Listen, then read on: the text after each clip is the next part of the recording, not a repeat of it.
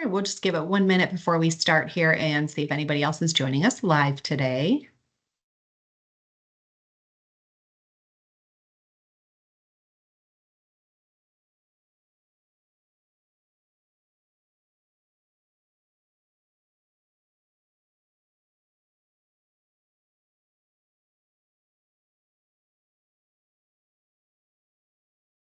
Perfect. We're starting to see people pop in. We'll give it 1 more minute and then we'll jump off. I should say jump on, right? And then we'll get started. How's that?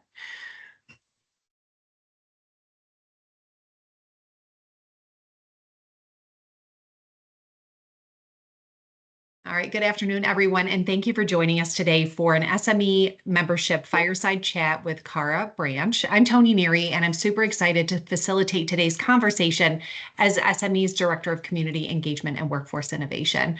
We are so thrilled to welcome back Cara Branch. She's the founder of Black Girls Do Engineer. It's an organization dedicated to empowering young women of color in STEM fields. Like, yes, please, we need more of that. Through her groundbreaking work, Cara has inspired countless girls to pursue careers in engineering and STEM technology fields. Cara's journey from a chemical engineering background to founding this impactful nonprofit showcases her commitment to increasing the representation and mentorship for Black girls and women in STEM. Today, we're going to explore a little bit more about her inspiring story and the transformative work being done through Black Girls Do Engineer. Cara, thank you so much for joining me today. Thank you for having me. So excited to have this conversation. Absolutely. And I loved getting to meet you and spend a little bit of time with you on our MFG Day webinar. If anybody missed that, we can drop the link in the chat and you can catch that as well. So you've created such an amazing program, really working to inspire young women. Something that I love to hear about is, I'm kind of fascinated by these strong women in the world and breaking barriers, doing things that maybe you haven't seen other people do. Can you talk a little bit about the women in your life that have supported you and inspired you and empowered you to launch and run Black Girls Do Engineer? Yeah, absolutely. So I'll give it based off of the women who inspired me to be the given person I am. But my daughter is my inspiration. So I'll talk about that too. So my mom and my grandmother, if anything, they taught me was to have a loving heart, very giving. My mom, when I was growing up, she worked a lot with children herself. And she also, I called her the neighborhood mom. So if anyone taught me how to embrace children and how to provide that support and nurturing type environment was most definitely my mom and my grandmother. So they gave me the loving heart. But my daughter, I'm a mom of 3 girls myself, and my oldest daughter is really who inspired me. Her name is Ricky. At 9, she told me she wanted to become a software engineer. So when she told me that, I was really taken back. For one, as a chemical engineer myself, I never talked about what I actually did. Mostly primarily because I was always the only Black woman in all of my roles. I came from an underrepresented community. I went to HBCU, which is mostly minority students there. And so I really transitioned as a first-gen college graduate into a environment that was very male-dominated, but most definitely it wasn't many people who looked like me in it. So it was really an adjustment for me. So my first 2 years of industry was really just finding out who I was in industry. And so I never came home and talked about this is what mommy does, because I wasn't always happy in my role. I had this vision that my daughters just could be whatever they wanted to be. And I wasn't going to push them along my path. But when she told me that, I knew I had to do it for her, but not just her, for girls who also had that same passion as her. I wanted to create an environment for them all to come together and do what it was that they loved around STEM. So she's really my inspiration for the program. She's been in it since we started in 2019. She's now 14. She just started her freshman year of high school. And she's on track to start college in 10th grade. And through our program, she started as wanting to be a software engineer, and then she kind of went into graphic design because she loves technology and she loves art. And just 2 weeks ago, she told me, Mom, I want to be a dermatologist. So now we're on the dermatologist track and what that means for her. But she loves this program, and my other 2 daughters are in it now as well. So they keep me going and giving me the fuel I need to continue going.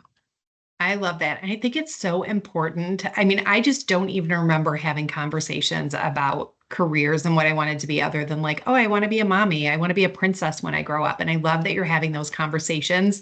I have a freshman in high school, my son, and then we have an eighth grader, our daughter, who this week wants to be a pediatric neurosurgeon. So she, again, very bright, very smart, very good in STEM, but she's really, her mind is blown by how diverse STEM fields are. And I Yeah, keep pushing engineering as a pre-med, and she keeps pushing back. I'm like, but there's so much engineering in medicine. There's so much with robotics and mechanical it systems is. with knees and shoulders and hips and all the different things. So thank you for the work that you're doing, because I can't imagine not having a mom who just kind of fosters, well, let's check it out. You want to be a dermatologist? Let's go see what that's all about, and still a STEM field. Mhm. Um, Talk a little bit about your personal experience as a Black woman in STEM fields and how that really influenced your approach for empowering more young women through your nonprofit. Yeah. So I remember when I was in college, we had a woman come back from industry to speak to us, and she had said during that speaking ceremony that when you get into this industry, it's not that many of us, and I didn't take her seriously because I had looked around and I had seen my peers who were also studying engineering who looked like me, and I was like, that can't be so. Until it was so. And so I remembered when I came out of college, all these piercings. And within my first 2 weeks of being my bubbly self, I started stripping it all down. I was like, most definitely not, I could feel like I couldn't be myself. And my culture just was not understood in my first role. Because a lot of times I would get questioned about my hair. I would get questioned about things that I would wear, which I had been doing my whole life. So I really transitioned out of who I was. So for me, that meant wearing your traditional black often, wearing my hair not so natural of the way that I would wear it, my nail color, very neutral tones. So I started really getting away from who I was before I started in this industry because I was trying to adapt to the environment I was in. So I just really felt that my culture just wasn't recognized. And so and I'm sure many women can relate, they probably all felt that way. But I do say, as I started getting into the later years of my careers, I started seeing young women come in that looked like me, that was being their natural self. And I had so much pride in them for doing that because I couldn't do that for many, many years. I had to change everything about me. So that was really why I felt uncomfortable because I didn't could be myself. There was no, my culture wasn't recognized. And so that was like a challenge that I faced mostly coming in. Now with the girls that I work with and the generation that's coming behind us, they're just themselves. And so they are really in tune with who they are and how they look. And so I just continue to remind them that don't change anything about themselves and be who they are as they go into this space. And I have to say, like, I see it with my own kids. And one of the things that makes me so happy and so excited for the next generation is they will not tolerate anything that is not inclusive, like at Absolutely. all. Yeah. And even I'll hear my daughter say things to my parents, like, we don't comment on people's bodies. And, we left a store and my stepmom said, I don't even know if that was a male or female that rang us out. And my daughter-in-law's like, why does it matter? Or my daughter's like, it has no impact on you, Grammy. It's frankly none of your business. They or them are just fine. And it's They like are just who they are. And I love that about them. And so, so comfortable in their own skin. And you're giving them a place where it's like, and you can be really smart. Because I think that's the other stigma for girls is like, don't be so smart, like be very reserved, be mhm. very quiet, be soft spoken, be very demure. And now we're raising these girls that are like, no, I'm smart and that's wrong. And this is the way it should be. And I love that you have this place that's so safe and keeps them who they are, because there's nothing Yeah. worse than hearing somebody say, well, to fit in, I had to strip back all the pieces that make me me. hmm And I can even tell from your logo, like you're proud of your culture and your heritage Oh, and where you very much come from. so. And now I'm just me. I wear what I want to wear. I wear bright colors often, and I go and be myself. And so I'm most definitely in a better place because I had to refine myself and say that I was going to be accepted no matter what. And so I'm most definitely in a better place. But I did spend my first 2 years of industry really struggling with that. Now, I do want to ask something. So, as we work to be more inclusive, I know a lot of time there's people that do have questions, right? Like, oh, how do you do your hair? What do you have to do Mhm. differently? Like, are there ways that people can approach those questions in a way that is not exclusive, or is a way that, like, if it's just a curiosity, it's not something, maybe they've never had exposure to people of color. Are there ways that people can address that in a way that is more inclusive and gives more of a sense of belonging? Yeah. So kind of certain ways. I think as Black women, we rather just not be asked, honestly, because for us, like if anyone goes into the workday, we don't really question their appearance, right? Right. So to just know that this is our culture, this is just what makes us us.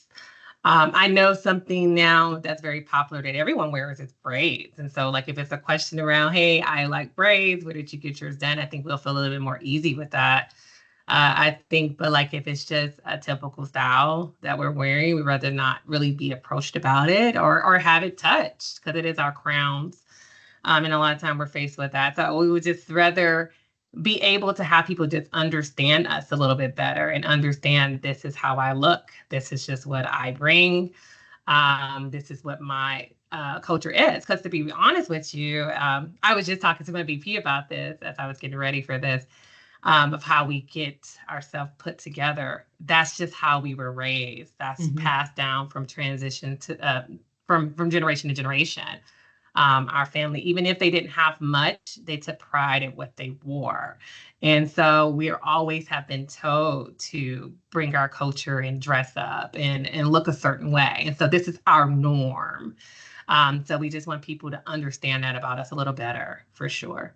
Absolutely. And I think representation and mentorship are so crucial in STEM, right? We need more diversity. We need more women supporting women. We need more people of color. I mean, we cannot fill the skills gap if we don't start to really expand the groups of individuals that we are working with and bringing into the industry.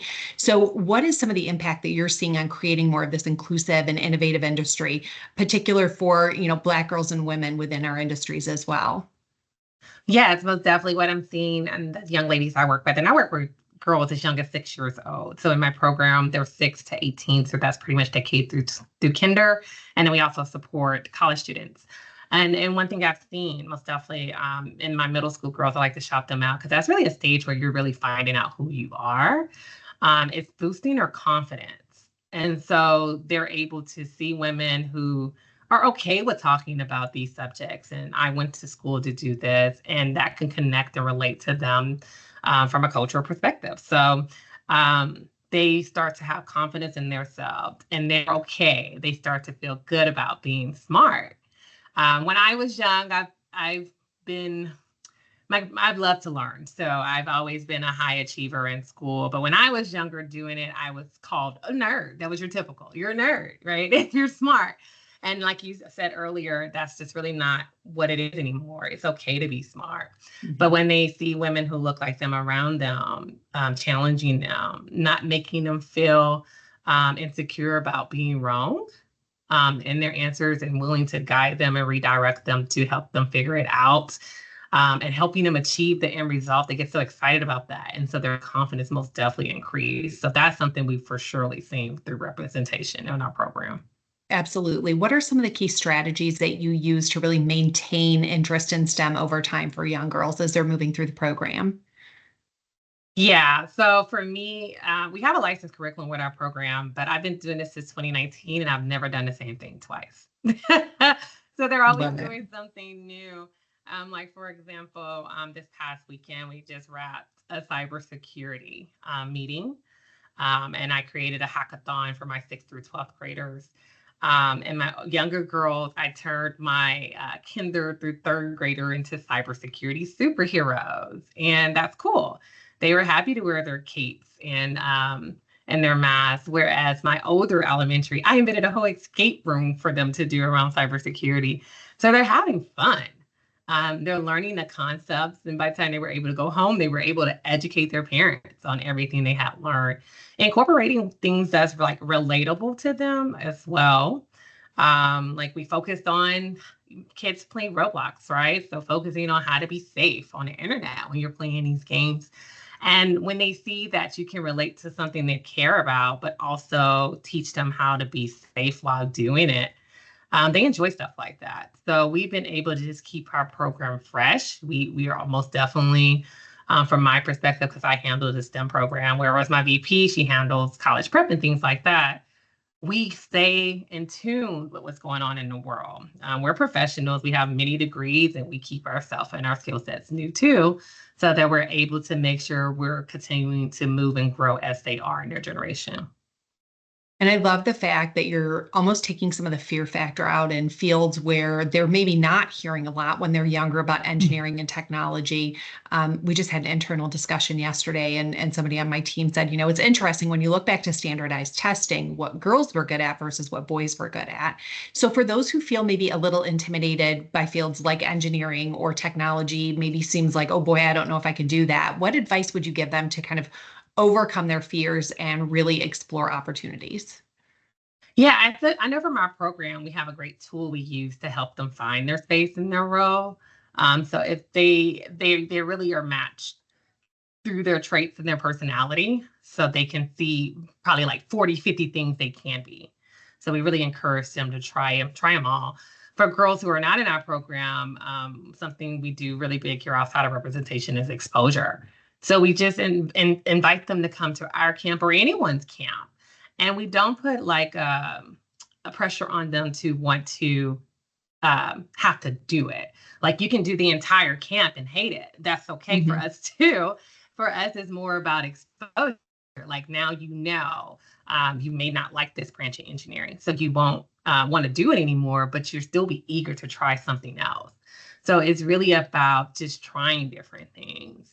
And I think in this day of age, there's more, a lot of things around STEM for girls or any child to really interact with where they have that option. Whereas when I was in school, I had no resources, no options, no support there, to really know what I like. So I would just encourage them to just try anything, everything. We did a tour where we learned what our girls around diving. When I was a kid, I never thought about being a diver. But when we all Right. left that station, all the girls was like, I want to try it, right? I want to go diving. So really just learn about as much as you can and find some way to try it. And I feel like career exploration is not just finding the things you're interested in, but it's also finding the things you never want to do, right? Yeah. It's like, okay, that is off the board. We are not Hmm. interested in that at all. So let's look at what are ways that companies, industry leaders, support organizations like yours can kind of expand their reach and work with more organizations? Like, what are you looking at for growth? Are there specific areas of the country that you're like, oh my gosh, I wish I had some advocates or allies in this area to really help us? Yeah, so this year for sure, we have most definitely become more of a national nonprofit. So we've been a little bit of everywhere. And we really are looking for support from city to city. So like from our corporate partners, we've had great relationship with them, many of them since we started in 2019. So it's more than just them supporting us. We're more like a family at this point because we've worked together for so long. And so we encourage them really to start there with building a relationship, but also support us as we go into different cities. And we work with a lot of companies that are in multiple cities. And so they do help us with the volunteering aspect. But one of the markets that we've really done really well in outside of Texas is New York. So we're always looking for more partners there because we have a huge support system in New York. And so we are working on ways to do more there. Right now, I'm in Chicago today. And so, for sure, we want to do something here in Chicago. So, we're looking for more partners here. And for our program, we're focused on not just engineering, we focus on STEM as a whole. And so, we work and do things around medical. We work with a lot of universities because our girls with our college prep program tour these universities and they go to these universities. We also do a lot around technology. So we are huge around AI. We do a lot of stuff around cyber. So there's so many different things that we touch that we're able to work with so many different industries. And so one industry that we're really working to really build a relationship with, we have a fantastic program, but we can use more partners in is for sure the medical Okay. industry. And another one that we've been looking at too for our financial literacy program is banks. So all of these people play a huge role in what we do. So we go everywhere. So it's not about where we go. We tell people to follow us for sure. We send out great newsletters to our corporate partners so they're aware where we're going. That we just need more partners in different industries to join us and support our program. Perfect. So if your organization is interested in supporting, go ahead and drop in the chat and we'll make sure that Cara can follow up and touch base and connect with you as well. So what kind of collaborative efforts can educators, parents, and industry professionals do to really create more pathways into STEM careers for young women from minority backgrounds? Yes. So I would for sure, so I try to think about this question from the lens of my mom. So my goal is always to reach girls who were me. So my mom was a single mom of three children. And so she didn't have a brochure to really send home with her to get me engaged in STEM. And a lot of schools don't have STEM programs. So you really can't do it at school. And a lot of times people are looking for at school option. So what I would say from my mom's list is that people always told her how smart her daughter was. But no one ever told my mom what to do with her smart daughter. So I would take it there. If your kids are very like excelling in school, and you may hear that a lot, I would say for you as a parent to do a deep dive on really getting to sit down with them and understanding what they love, right? And that smartness. And you doing the research yourself to find those options. Because a lot of times it's really just not going to be handed to you. So it's best for you to just really sit with your child and understand what direction they want to go, and be patient because they will change their mind. I have three children that change their minds all the time, but really get to understand your child to help them build their roadmap to what they want to go into, because it's not always a resource. I know here in Texas, we do have great schools that have great STEM programs, and they, like my daughter's school, you can go to her school, she has a whole robotics building, right? And you can drive down the street, they don't have that at all. So the resources is just not across everywhere that you go. But I will say, just spend that time to really get to understand your child and build that roadmap yourself. Absolutely. Now, how do you measure the impact of your programs and participants? Like, what metrics or feedback do you find most valuable? And are you really evaluating to say, oh, this program was successful, or maybe we need to tweak or adjust this one? Yeah, so I tell people I'm a chemical engineer, but had I known, I would probably should have been a data engineer. I everything is digital here at Black Girls to Engineer. So everything is, I can measure it. One great tool that I love to use is Power BI, which is a Microsoft tool. Very corporate mindset with our organization and believe in dashboards. And that's something that we collect a lot of data to we're in the process of building. But we measure it a few ways. So we measure through attendance at our events. So outside of what our first pillar, which is membership, we have girls that we accept into our program. We look at numbers there. We look at community events that we host. Well, what's the attendance? How many girls are coming? We measure that. And because we do so many events. But our membership pillar, another thing that we measure is college success rate. So right now we have 100%. All of our girls that we touch in our program are going and getting accepted into college, and they're going to become engineers. So we measure that. We also measure where do they land after college, so job placement. So we need to make sure they're going into industry. So those are different tools that we measure that way. But we also measure feedback for our program. So as we're hosting all of these events, we need to know how that they go. And so we do send out surveys that way with parents so they can tell us things like that. But one thing that we have a big measurement in, is because our goal is to reach about 2 million Black American girls by the year 2050, is, are they showing up? How many girls have we trained up? And so that is something that we take heavily with our organization. Perfect. Can you talk a little bit about what the programming looks like? So if I'm sending an 8-year-old to a program, what does that experience look like? Is it running after school, weekends, summertime? And what type of things would she be learning? Yeah, so it starts to become a member, it starts with an application. So girls typically, depending on their age level, they'll submit an application to us. And that time frame is typically in the spring of each year. And then we do my board and I a selection process of who is selected. So, like, for example, this year we have 80 members, which is by choice. Typically, we have 60 members. All 60 want to come back, so we had to make room for more. So we have 80 members, and that's 80 members out of over 300 girls that's interested. So you have to go through that process, and the process is really just to make sure it's your commitment level and not your parents. Because one thing about going into a STEM degree, it's you're getting it, and it's hard, and you should want to be there for yourself. And so that's really what we're trying to see there. Once they're accepted into the program, then throughout from October to May, they spend that entire time with us we're a Saturday program. So they'll come on a Saturday out the month, and they're focused on things that's really tailored to the year 2050. So our program, we focus a lot on what those jobs are projected to be. So energy, of course, we focus on both sustainable and renewable. Artificial intelligence is heavy. We do a lot around robotics. Our girls do code on a regular basis as a foundation to our program. We also touch, as we mentioned, the medical market. So we have one of my board members who's a doctor. She leads that initiative. And so she helps girls who want to become doctors get their white coats as she's gotten hers. And so they'll do time and spend time around that. They have enrichment programs as well. So I focus heavily on STEM, but my VP really carries out our enrichment programs. And so that's where you're getting the college prep. It's important for us to make sure they're getting to college. So that's why we have that program.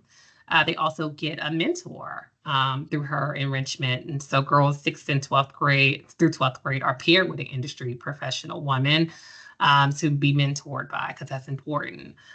We also have the other realms of training. So our girls in high school, same certifications that people are working in industry to get. We're getting them certified as soon as high school to really get out there and be competitive when they're going to college and into the workforce. So we do that portion. She handles that well.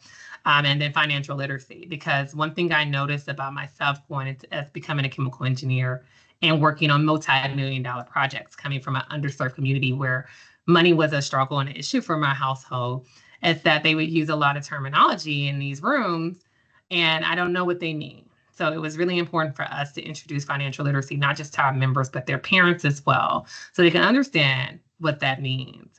And for their kids to understand just it could be your basic financial literacy principles. And so we want to make sure they understand and prepare. So when they're going into companies managing big dollars, they're understanding what they're doing. So I think my team and I, for sure, are very passionate, and we built a stellar program. We call ourselves the Ivy League of nonprofits, truly, because we are, and our girls are the best of the best and scholars. And we put a lot of time outside of our lives to make sure these girls are on track for success. They are so lucky to have you all in your corner. What an amazing way to kind of reach and grow. And now it's like, well, how do we keep them engaged? We deliver exactly what they're looking for, that they may not even know they're seeking, right? Yeah. We love anecdotal stories. We love to hear success stories. Do you have one or two girls that you want to kind of brag on a little bit that have been through the program? Yeah, we were lucky to have quite a few. One of our very challenging success story, but it's a great success story that we had. She's now a junior in college. During the pandemic, as many know, kids struggle with transitioning to online learning. And so she was one in her junior year that struggled, and her grades started to slip. And so as she started her college journey, one of her guidance counselors told her to not really consider a four-year university, go to a community college. And so in her mind, that made her feel I'm not good enough to go to a four-year, because that's what she would have been working to go to. And so we had to spend, I kind of like put a timestamp on it, feels like about 8 months, convincing this child that she could go to a four-year university, because she had given up on it. And with our support, not only did she get accepted into a four-year university, she got accepted into 5. Wow. And also with our support, she got a full ride scholarship to go. And so really we spend a lot of time with girls in our, especially in our program, um, changing that narrative for them to let them know that they are capable. And so now her major is nursing. And she's on track. She's about to start nursing school. She's a scholar. At her university in Texas, and she is a phenomenal young lady. She has grown tremendously. But we had to step in there and let her know what her worth was. So that's one of our huge success stories. But we also have a lot of young ladies. Anytime we see our young ladies going to university in college and be able to provide them with scholarships to do so, that's a success. And we check in with them and see that they're still there doing their programs. That's a success. So many of those stories are coming each and every year. So we're grateful for that. Absolutely. And now let's pivot a little and talk a little bit about what are some of the challenges that you've faced in running a nonprofit, and how have you navigated some of those obstacles? Yeah. So I used to tell people the hardest thing I've ever had to get was my engineering degree. But now I feel like I'm at a point in my life, the hardest thing I've ever had to do was run a nonprofit. So, and that's more so a couple of reasons. One being that when people see my name, to be honest with you, a lot of people cringe at the name. And I expect that, and I'm okay with it, because my goal of the name of my organization was not to say no one else mattered. It was my intention was to really just say, Black girls, I'm talking to you, because I wish someone had done that for me and let me know this was an option. So I deal with that quite often, but once they get to learn about what we do and see that my program is more diverse than they think it is, as well as how my volunteers and everyone who supports me is very diverse, people fall in love with it and they're happy to support. And so that's been one of the challenges. The other challenges, not just myself, but I'm sure many nonprofits face, is donations, just people pouring in. I think everybody runs into that issue, so I can't just say it's myself. But I think we've been very fortunate with our partners that's behind us, that supports us. But we are looking for more people to join in on that. As far as like it's a heavy time commitment, a lot of travel, a lot of that. But I think what keeps me rejuvenated is when I go into these rooms with these girls and see the greatness and all that they do, it lets me know that I can keep going. So I stay pretty much inspired often from the girls in my program. But those are the two major things that I deal with. A lot of people think that my program is intentionally saying that other children or other backgrounds can't be or do these things. I'm not doing it off of that. I'm doing it off of the data that there's less than 3% Black women. I mean, you could look around your office and see that. Mm-hmm. I'm not trying to do something that people can obviously see it needs to be done. I'm just trying to give these girls an opportunity to do it. And so I think that's my biggest challenge. But outside of that, we've been able to be successful and grow so fast. So we're very grateful for that. And we are grateful for you and the work that you're doing. Looking ahead, what are some of the future goals for Black Girls Do Engineer, and how are you planning on achieving those? Yeah, so right now, since we've made 5 years and we're in our sixth, we're building out our next 5 to 10 year strategy. And it's been fun. And I think what's been fun there is because we've traveled so many places.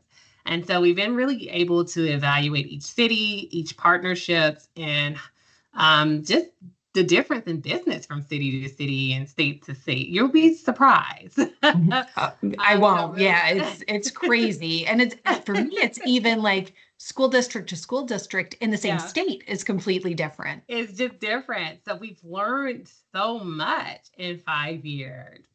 And like, I felt like, running a business, you make mistakes, and I'm happy we made them when we did, because it made us stronger. So the next 5 years for sure is playing off of that, using what we know now to just make us even better. So being able to, the fight we've always had since year one was meet our demand. So we're always going to be fighting against that because our demand is so high. We're an organization that's blessed to sell out all of our events. and you'll see over 150 girls in most of them. And so our demand has always been high. So we've been fighting towards that forever. But really just to scale, as most businesses, we're in that phase of scaling. So just to continue to scale and make more global impact. And so that's kind of where we are. We've had chapters in the past.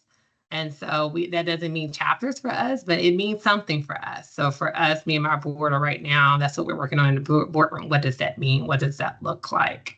But we know it's something good for sure ahead. Fantastic. Any particular upcoming initiatives or programs that you're really kind of, oh boy, I can't wait for that one? Yeah, well, right now I can say so. I'm from Port Arthur, but I grew up in Austin, and my VP did as well. She grew up a part of her life there, and so we'll be doing our first event there next weekend, and it's sold out. And so we're just excited to go back to like our second home to do something with the girls there. So that's pretty cool. But on a grander scale, we have a lot of cool products we're working on behind the scenes that's going to support educators that we're looking forward for sure to roll that out. But in the meantime, like what I've been telling my team, like what I'm doing right now, I'm just having fun. I think in the beginning of a business, you spend so much time just in the business. And now, for once in my life, I'm making sure I have that balance and I'm just having fun. So I'm just taking it event by event, but want to also make sure we're not just supporting the community and our members, but taking care of our educators because they need a lot of support and guidance and resources too to bring this into their classrooms. Well, and I think we don't talk about it enough, but when teachers aren't confident in the conversations and the technology they're talking about, the students, really don't get to hear much about it. If the teachers aren't confident and comfortable, they're not going to share in the same way as if they're confident and comfortable with what they're sharing. Absolutely. And the kids will let you know. Like these kids, these kids are not like how we were. They have everything at at their fingertips when it comes to technology. And so they're heavily advanced themselves. And so just being able to give teachers that confidence to really bring these subjects to their school or just give them a tool to support them in general is something that we most definitely want to do with our platform that we're working on. But really, right now, I'm just focusing on having fun. What role do you think technology plays in enhancing STEM education and opportunities for young women as well? A huge role. Technology has been evolving for years, but it's like super fast. And I've worked in the tech industry, so I've seen it. And it's not like you'll think 6 months out, a year out. No, this stuff is happening like every 2 months. Like it's new versions of stuff is just like flying out there. And when you think you master something, there's always something next. That's what the tech world does. They're all competing with each other to see who could put the best product out. And that's happening rather quickly. So for sure, that's why we spend a heavy part of our tech training program enhancing our growth tech skills. Most people think it's just coding. It's not just coding. You have to understand so many different parts of tech. One thing that I've learned from working in tech, like you have to understand what's your one thing that you love in it.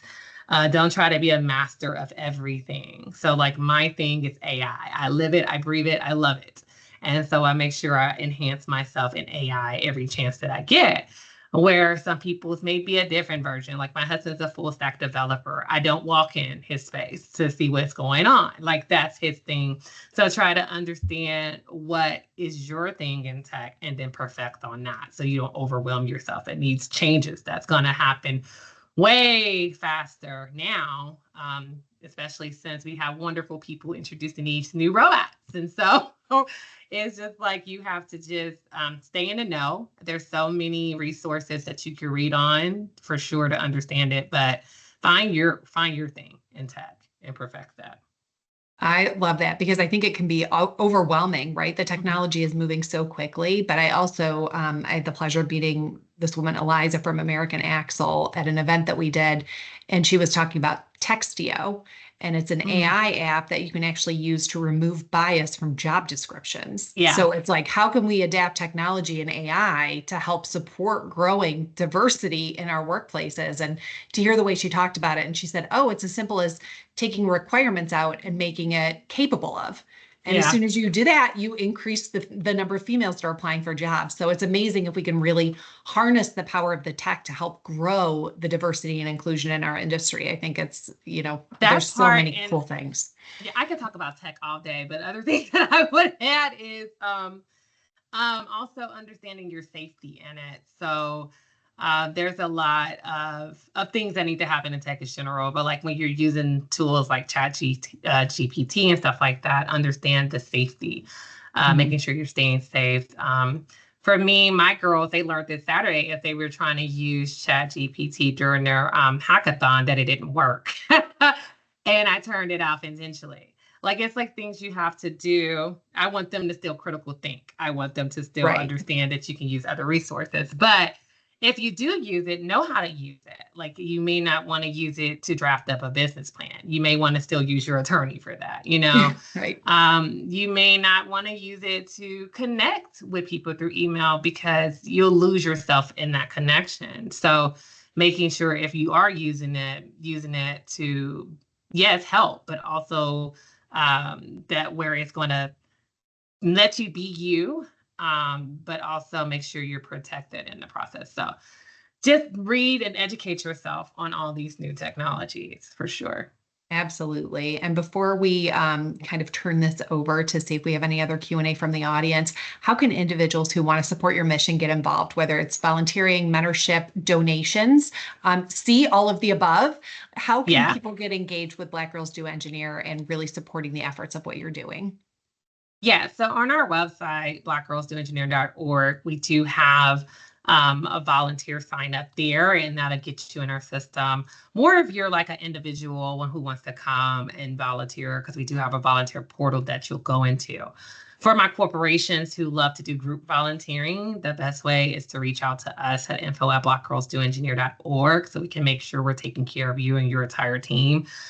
Sometimes we make those volunteering opportunities dedicated just for your team to come in. And so we rather handle it through our channel.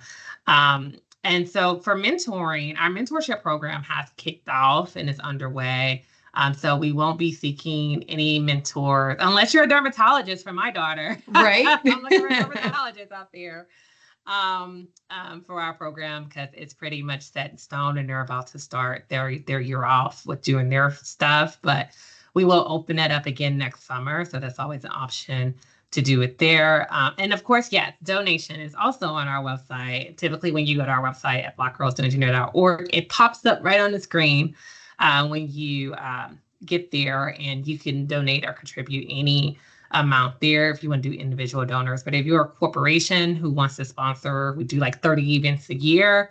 When it comes to sponsorship, partnering for an event, you're going to still want to reach out to us directly through email at info@blackgirlsdoengineer.org to do that. Perfect. And if anybody has questions for Cara, go ahead and you can drop those in the comment box. And then before we wrap up today, I want to ask the final message or the final question here. What message would you like to leave with young girls who are considering a career in STEM? Yeah, I feel like I'm about to sound like Nike, but just do it. Um, it's I like to say, I say this quite often. It's hard. It's not easy. And it doesn't matter how smart you are. I'm pretty smart. It's just you have to find time management. So much that goes into it. So if you're thinking about it, most definitely get you a mentor. When I was a little girl, I did not have one. I didn't even learn to my freshman year of college that I could even be a chemical engineer. And I didn't get my first mentors until I got into industry. I actually told one of my coworkers she was just going to be my mentor. And I'm glad I did because she was able to direct my life and help me understand myself in this career a little bit better. So if you're a young girl, most definitely search for those programs like mine or others and start now because there's more opportunity and more programs for you to do so than it was for me. And then as you get closer to getting to college, make friends, get mentors because you're going to need it to get out of college. And when you go into industry, I would say start on day one. Even if you're nervous, go find someone because they've all started on day one too. That's going to help mold you. Because if you don't, what's going to end up happening is you're not going to feel in place. And a lot of times when women, we leave and we have to stop that from happening too. So get yourself a mentor. I love that. And I have to say, like, the worst thing somebody can say is no. And if they say no, I would say, would you have somebody else you would recommend? Because I think it can be a little intimidating if you've never been a mentor before of like, oh, I don't know what they're expecting of me. How often do we have to meet? Are you expecting me to set goals for you? Like, I don't know what that looks like. So I would also say if you ask somebody to be a mentor for you and they say no, ask them who would be good then, right? Because I don't Yeah. know a woman in advanced manufacturing and engineering that doesn't have at least one woman along the way that she's like, oh, that was my mentor. That was who I looked up to. Or a male that's advocated for them because sometimes they Absolutely. have a louder voice in the room. So, Yeah, I was gonna say most of my mentors have been males. They have been my allies and supported. mhm. But I can also say if you're a company, I'll add this, and a lot of companies are doing this, incorporate buddy systems. Like a lot of companies have when new people are joining in, they match them with someone in a department to help them along the way.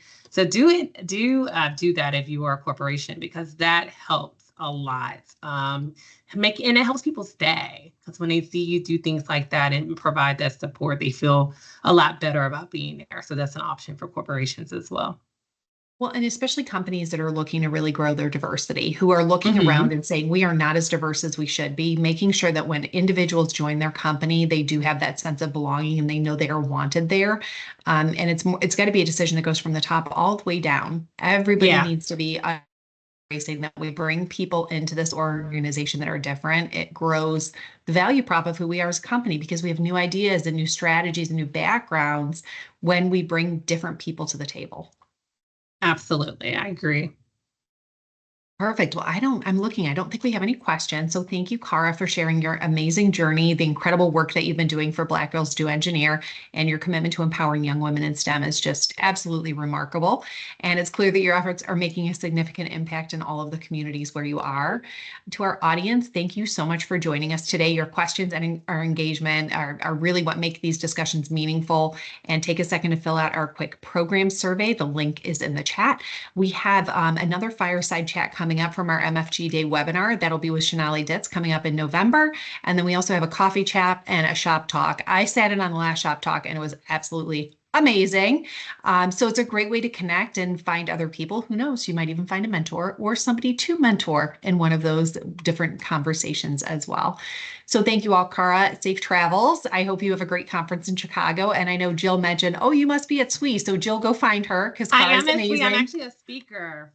So I'll be Perfect. speaking about the importance of Black women in STEM tomorrow on a sweet stage. So looking forward to that too. Fantastic. Thank you so much, not just for your time, but for the work that you're doing. Thank you all for having me. It's such a pleasure to be here. Fantastic. Thanks, everybody. Have a great afternoon. Bye bye.